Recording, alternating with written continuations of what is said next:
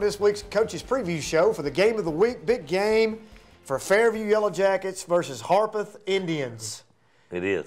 It is a big game. It's senior night. Senior night. We're going to talk about that in just a moment. Right now, you have, I know this pleases you to know Ian, Coach Hughes, you have the longest winning streak in the WCS Sports Conference right now at 6 straight wins. You're 6-1, 3-0. You haven't even had a close game since the Charles Rathbone Chris Hughes Bowl at the Battle of 840. We talked about that a little bit off camera. Such an important game. I love it from my seat. I know you don't like it as much as I do, but it's a great scheduled game. I particularly like in week one. It's interesting that you're going into the scheduling season right now trying to get games for next year. I think, and tell me if I'm wrong, you're probably finding it hard to get games scheduled with people of equal classification or lower because they don't want to play the Yellow Jackets. No, we're not looking for that either. I mean, I want to play the competitive teams that are bigger, but also good. I'm glad we have that on tape because Ravenwood, Franklin, all you guys that are looking for an open game, Fairview's looking for. Yeah, just give me a call. I think I've heard from every Williamson County team. So Coach Kreisky from Centennial called me. But you want to have better crowds. Those are good crowd games. Big crowds. And you can't tell me. I'm going to argue with you. A small 3A school against Greenbrier's a not huge bring a better 5 and 6A school. They bring a decent crowd. But Greenbrier's 4A. It's not the same classification. Sure. So we're playing this year. We're playing a 6A, a 5A, 2 4As. And I love every bit of it because you know why? You go back to last year. You played a 6A, a 5A. Did you have a 4A last year? 2. And you made it the furthest that you've ever made it in the playoffs because you'll never see anybody in the playoffs that good. Not only that, you're fixing to play Ravenwood after this game. I know it's typical. Maybe we need to meet again after that and see how good that was. Maybe it's typical coach speech that we're worried about this week's game, and I know that you are in all sincerity, but you look forward to that week 9 game, that Ravenwood matchup. You're coming in as the number 5th ranked 3A team in the state, not the mid-state, the state. We dropped to 6 this week. 6. After a win, you dropped East 6. Nashville moved over. That's because your weak schedule that you have outside of. Because we didn't schedule Franklin and Centennial. No. And Nola's. Okay, so you dropped number 6 in the 3A state poll. Let's not confuse this with the mid-state poll. This is all 3A top 10 ranked teams. That's pretty awesome. It is, that you're number 6. And the last 8 years we've been in the top 10 every year. We finished in the top 10. So, and right now Ravenwood's currently ranked 5th. No. They dropped as well after the Brentwood loss. I think they're 7th. So you technically have them beat too, right? No, they're 6A though. So you got to count. That means we would be, if you take the 48, we would be the 174th team, and Raven would be the 7th. Because you have to add all the people in the 5A, 4A. Mr. Producer, he's thought about this way too much. He knew exactly. And see, I'm telling my kids how big of a gap that is that we got to close. That's it. You got a selling point ready to go. Right. That's a good point. I don't know that I subscribe to that theory, but well, think of all the 5A and 4A Listen, between us. I love this matchup. I love this matchup late. Goal number 1, let's not get anybody hurt. Yes. Goal number 2, let's have a big crowd and take a big crowd because you're going to Ravenwood. We talked about this off there. I think this is a tremendous educational experience for your kids because you're going into the throes of something that they'll never have seen before on the field of play. Not forget who you're playing, but the surroundings, the atmosphere, the thought processes that go into those type games. I think it's awesome for you kids. I really do. You're going to be playing on the highest stage that you've ever scheduled. Well, right? We're humble to get to go. Coach Daniels and them have a great program. Ravenwood's fans and student section are top notch. So our guys can travel up there and see that. It'll be good for our players, be good for our community, it'll be good for our student section. Just for all of them to be able to see how that works at a bigger school. I think there's a lot of positives about a smaller school, but for them to see how it works at somewhere like Ravenwood, who is an established program, it will be really good. And we have nothing to lose, let's be honest. So we're going to have a lot of fun. I've convinced my kids we're going to play hard, we're going to try to win, but we're going to be able to take a lot of chances that we didn't normally take. Well, something that I've noticed is, too, I see a little bit – I've seen over the course of the years that I've been here that there's the student section at Fairview has grown, number 1. Number 2, it's starting to take a shape of its own. You see some planning. You see some things going into the games. Those Big 6 schools have been doing this. Every single night has got a theme, a plan. They've got a plan of action. They're there early. They're tailgating. So, once they kind of see this, I think it will help them continue in that growth process. And you've got a great crowd. I mean, you've got your own niche out there. You You got your own velvet section over at Snappy's Pizza. Yeah. Well, we started, if you know when Dr. Oyer came from Independence, Right.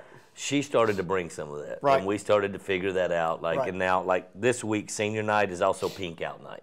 You know, we had a blackout night. We've had different elementary school night. We've had tons of things going on out there. And Dr. Oyer started it, and Dr. Jones has just taken it over. Again, he comes from Independence, which has a good student section, a good crowd base, and they're building. And, you know, I think even for Dr. Jones, the first game, he was like, well, man, there's not a lot of people. We packed it, but he's used to the Independence crowd. 1,500 to 700 is half the student body. Yes. Right. And, but we had a lot of people there, and I said, hey, you know, it's a little different. But he said, well, we need to get it up. So we're working on getting more people to come out and watch. And putting a good product on the field. Our kids play hard. We've got a good.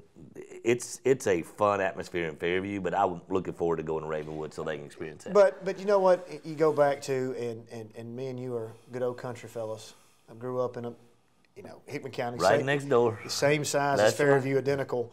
You know, there's nothing wrong with what you've got, and you got to just capitalize and just fine tune a few things, and you've got an unbelievable atmosphere, anyways. You know. And I love the fact that you've got that niche out there, that the Fairview crowd has taken some serious ownership in your program and always has and always will as long as you're winning, right? Well, and I've told everybody we're the best secret in Williamson County, but there's a lot of benefits to being the smallest school in the best county in the state. There's a lot of benefits, and that's what people, you know, I always tell people, like my region meeting that we had this week, they were telling me some of the problems they had, and I was like, man, we've got it pretty good. You know, right. Being in Williamson County and being a small school, we have it really good compared to a lot of people out there. Well, you mentioned the student body. How many kids do you have on the sideline? But on the sideline, we dress about 60 on Friday So night. just to let people know in perspective, when you play Ravenwood next week, you're going to have 60 compared to their 110. Right. I mean, people think, oh, it's no big deal. Oh, my goodness, it's a really big deal because you can get their ones a little bit of rest here and there, and the twos doesn't drop off significantly, the threes either, where you're having to go one, maybe two deep at most, just because of sheer numbers. I'm going to give you my coach speak on this. Go for it. I'm going to tell you, it doesn't matter how many they got. I talk to everybody that we play, and we have the same deal. They're only going to put 11 out at a time, just like us. So if we got 11, it's our 11 against their 11. Now, once it gets down to the 23rd against my 23rd, it's not fair. But our 11 against their 11, you know, we'll see how it matches up. That's a good point. And you've got some dudes. You've got some dudes on the line that are as good or as big as anybody in the WCS Sports Conference. Your two bookend offensive tackles, their names are? We look good getting off the bus. You look real good getting off the bus. Jackson Clevenger, heavyweight state wrestling champion. Who's a state championship wrestler who will fight you teeth and nail. He will. Good old country boy. If you need to buy some meat, he can sell you some. He's got some cows, and he'll take care of you, Jeremy.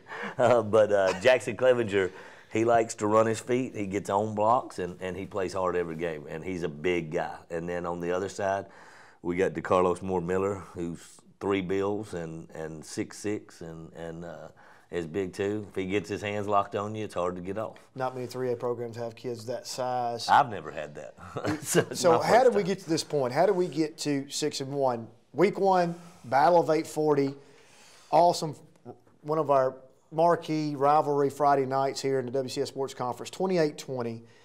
Nobody, including myself, and I've told Coach Bone this many times, nobody would have thought that y'all would have identical records at this point in time of year. I really thought win, lose, or draw, you would probably be in this boat where you are right now, undefeated in the region and whatnot. I really did not see Page not only being 6-1 as well, but ranked in the 5A rankings. We say every year when we play Coach Radbone now that Page is probably the most underrated team starting the year every year, because they always have. Michael Burdick's one of the best players that we've played against all Cade year Walker long. has worked his way into probably being the top 3 quarterback in the conference.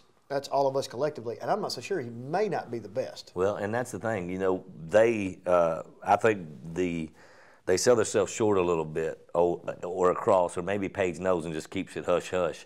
But every year we go into that, and when we get beat, which happened the last 2 years, it's very frustrating and humbling, but Page has beat us. It isn't like anything else is going on. They just beat us. When we get through, we go back and we watch film, and we go, you know what? We're going to find out in about 5 weeks that Page is pretty good. Really? And every year, they end up 4-2 or 5-1 at this time of year, and you're like, we told you they were going to be good. So we tell our kids, say, look, they're a 5A program. They're good, brand new field, super nice. It was good to play there. You know, that was one of the benefits of playing. And that was a really, really good atmosphere that night. It was They did great. a great job. It was Everybody great. wanted to come out and see it. And of course, that game, everything was good, but you the don't final have to, score. First off, you don't have to sell that game. No. And everything added up. Great game. That's it is truly one of my favorite games of the year to see you two guys go at it. You guys always answer the call, get the win. And we it's the fought first them time till the we very end, but they were just better than us. They've got a really good team this year. Well, you followed that up in week 2. White House Heritage, big win, 49-22 there. Stewart County, which is a region game, 49-13. You avenged your last season loss on the last second, or was it in overtime or last second? Last year we lost in overtime 50-49. This year we beat them 49-42. We scored the same amount of points. Our defense just gave up one less touchdown. That would be Waverly, who at that time was highly ranked in the 2A side, or they 2A. They were top 5 in the 2A, and that game back to back with Camden was really 2 tough games for us. And Waverly, you know, we threw everything we had into that game because Gavin Stanfield is Mr. Football quarterback. And he came back, and he's the best quarterback we faced this year by far. And he kept them in the game. And then you got to go right back for Camden, who's big and physical. And we come off that big win, and Camden gave us all we wanted. Well, you won that game regardless, 21-14. Camden currently sitting in the number 2 spot in Region 6 3A. Their Camden, game with Sycamore decides that. Right. You got 2 teams with one loss. Right. Even if you have a slip up, you've got the tiebreaker on both those because you beat both of them head to head. We have to win between Cheatham County Harpeth won. With the game with Harpeth, locks the deal. Right. Locks the deal, which is tonight. And I feel the feel comfortable because they have you as a plus 28 favorite, but we'll get to that in just a second. Really? Greenbrier homecoming 49-10. And then Sycamore last week, which was a very highly contested, or people thought would be a highly contested game. You won that game 33-13. So that brings 3 games left on your schedule. You have tonight, senior night, Harpeth coming in. Harpeth coming in 1-6, 1-2. They did win last week. Their numbers are down. You can never take any game lightly. You can never take any game for granted. You still have to go out there and play. But, like I said, the pundits feel very comfortable as they have you as plus 28-point favorites right now. Well, that's all good until the ball snapped and the kick happens. When I noticed that a lot of times when we have these games, sorry, I got a tickle in my throat. Sorry. When we have these games with teams and they play, Fairview's going to beat this team, Fairview's going to beat this team, we come out so flat. It drives me nuts. Mm-hmm. And so we told our kids, we're playing for the region championship. Every time we play a region game, that game is critical. And I hope tonight, if we come out like we should, then we should end our business. But they have a player named Luke Gossett, who's one of the best players around, if you check. And running back? He plays running back, receiver, quarterback. They do a little wildcat with him? Yes. The last game we watched on film with him, he had a running touchdown, a receiving touchdown, a throwing touchdown, an interception, and a fumble recovery. It's a pretty good night. That's a pretty good season. So we've got to contain him. We got to really focus on Luke, and he's just a junior. So getting after him. But if we do that and we take care of the football and do what we should, it should be a good senior night for our kids. Well, one thing that Harpeth is going to have a hard time with tonight is keeping up with your offensive production. You have scored 49 points in 4 of your 7 games, 33 in another. Your lowest scoring output was against Page, against a 5A ranked defense. You gave up, you scored 20 there. Camden, 21, you talked about. Could have been a little bit of maybe tired or whatever from that Waverly game, whatever the case may be. A little let down. But right now you're averaging mid-30, 35, 37 points a game.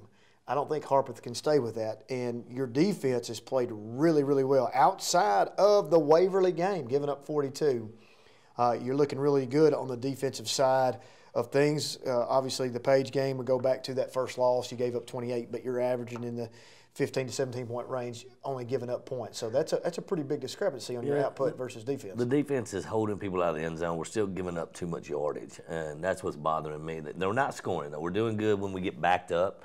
But teams are taking that ball, Jeremy, and they're just pounding us slowly with that 3 yards of cloud of dust and keeping our offense off the field. And that's frustrating to me. And they're using that as a defense. Oh, exactly. Long sustained drives, keep Harris and Harris Lusk and Nardozzi off the field. there's a better chance they win. That's right. And how many of those guys go both ways? That was great for them. Nardoz, all of them. All three play both our ways? quarterback only plays spells on defense, but they all play. Logan is starting at outside linebacker. Cam starts at strong safety. Brock plays safety and corner. But we try to keep Brock out as much as possible. He plays spell-wise, against Harpeth and Ravenwood. I'm not sure how much he'll play over there, but he's a really good open field tackler and brings a little bit of nasty for a quarterback. So I don't mind him being out there at all. Speaking of Logan Nardozzi, he's your starting running back. Last week, 168 yards on 17 carries. That's pretty efficient. That's not a ton of carries. 16 carries. Now, we look at your score. Some of these defensive touchdowns or points that are being allowed could be late in the game. There's a lot of games that you may be doing some subbing, get some other kids in because 49-13, 49-10. These games have been over pretty much at halftime. And our kids are frustrated. They want to score more points. They get. I think it's their head coach is probably wanting to score more points. But anyway, that's a good way to hide it. The output of Harris has been really, really good. He's gotten better as the year has progressed at quarterback. 198 yards on 9 of 14 passes with 2 touchdowns. That's a great, efficient night for a high school quarterback. It really is. And the week before, I think he had Greenbrier. He had 4 touchdown passes and a touchdown run. So he's gotten better and better every game.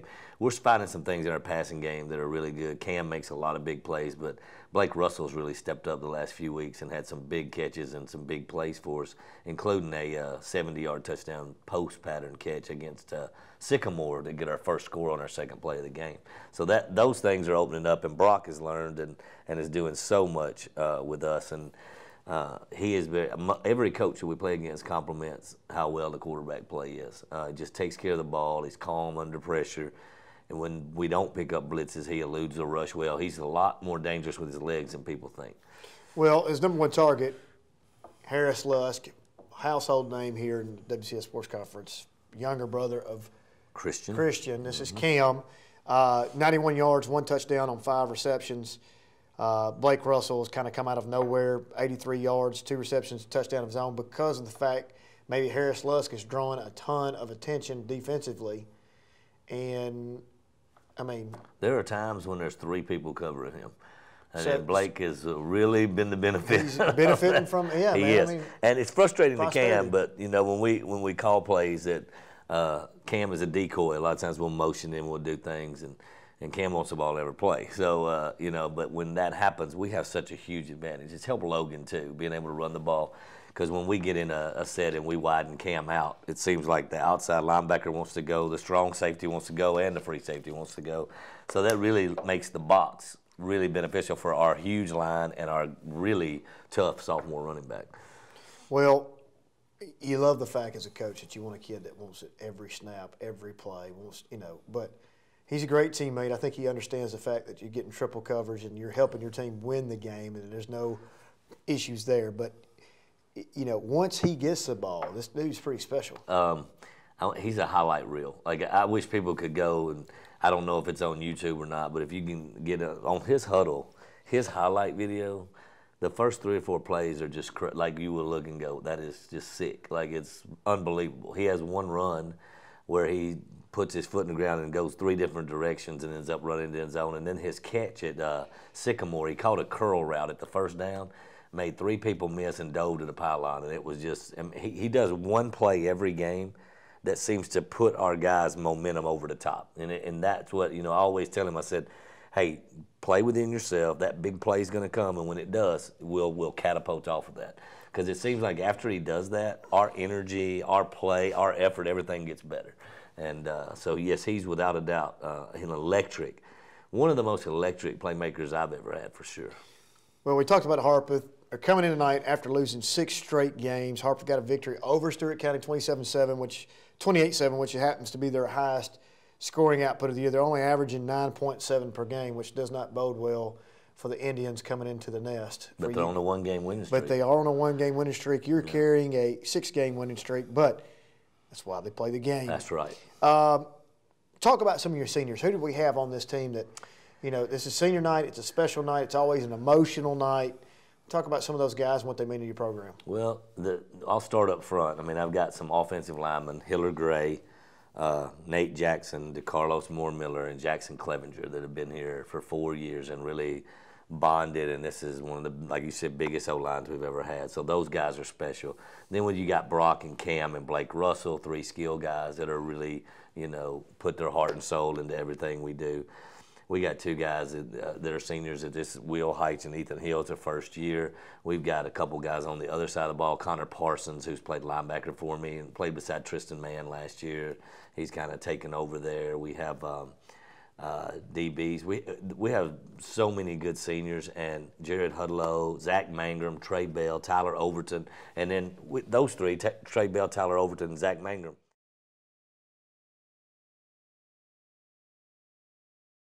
Things that were hurt, and for them to be able to be part of senior night too, because it's really special for everybody that's been a part of it, even if it was a year's coming. But our senior group, we had 16 seniors, and all of them have contributed in some way to what we're doing. And a lot of people can't see that outside. Like they see Cam scoring touchdowns, or they see Brock throwing a pass, but they don't see what Jared Hudlow and Ethan Hill and Will Height, what they're doing at practice, which makes a big difference. And this is kind of their night to shine, where we can kind of, as a coaching staff, kind of reward them, get them some playing time, get them called out. Their parents and family will be there. And how that last game as a senior is just special. And tonight. And let's be honest, many of these guys, how much we would love and wish that they could get college scholarships. This could potentially be, it's winding down for them. Right. And every time they strap it on, it may be your last time. You've got to.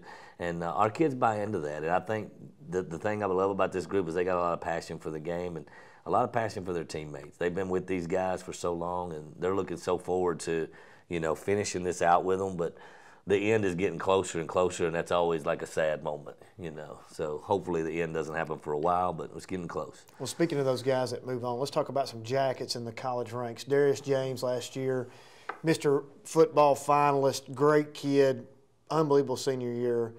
He is playing on the junior college level right now for the Conquistadors of Dodge City Community College. If you're familiar with the show that comes on, I've gone blank. Yeah, all my kids were Last Chance. Last Chance U. Last Chance U. Dodge City is in that conference with that team. Matter of fact, I think they played earlier this year. I've been trying to keep up with them. They stream their games, but talk a little bit about Darius and how he's doing right now, and talk about some of the other guys that you have in college right now. There's a lot that I have still playing, but Dodge City and Darius, he's working. He's going to get a redshirt year this year, so he's going to get 2 more years with them. Just talked to his mom about that the other day, which I'm really excited for Darius. So they feel confident he's going to get the ball a lot. He's not getting the ball a lot right now, and so he's working on that. But I tell you, I've got one that's really shining. Garrett Wall is playing. Tennessee Tech. He's at UT Martin. UT Martin. And I've got a lineman at Tennessee Tech. Tennessee Tech. But Garrett Wall is his 4th year, and he is a starting linebacker, strong safety for UT Martin, and he got the OVC Player of the Week last week. That's pretty awesome. Yes, he did. 13 tackles, 3 sacks, and a forced fumble against Austin Peay, who they beat, which was a big upset. They did. And Garrett Wall was the main dude, and he got to interview. I got to see his interview on TV. He's really blossomed, and he looks like a grown man now. And he was a real special player for us back 4 years ago, 2012. And I'm happy for Garrett, and hope he keeps going and doing what he does. Who's the player at Tennessee Tech? Mackenzie Vial. He's a left tackle. Yeah, he's working with that group, getting up there. And they got a lot of guys with Coach Alexander, like Coach Hatfield from Hendersonville, some other guys. So we have some contacts with Tennessee Tech. And we got some kids this year that are hoping to play at Tech. So. And, it's always neat to reflect back upon and look at and see the successes of, even though you are the smallest school and you're out in the country of Williamson County, that we're still getting kids seen. College coaches are coming in, getting offers, and getting out of here. So it'd be interesting. I'd really like to watch Darius, if you say you get his redshirt year. There is potential that if he blows it up out there, he's in the middle of Big 12, Big Kansas, 10 Kansas country State. Yes, sir. that are always in the need of those style players. So that would be that could potentially go into something pretty big. He has a chance. He has a chance. That's right. But no better chance than Coach Hughes and the Mean Machine. Tell me about the future of that. You got the AFFL stays in touch with me. Jeff Lewis, the owner.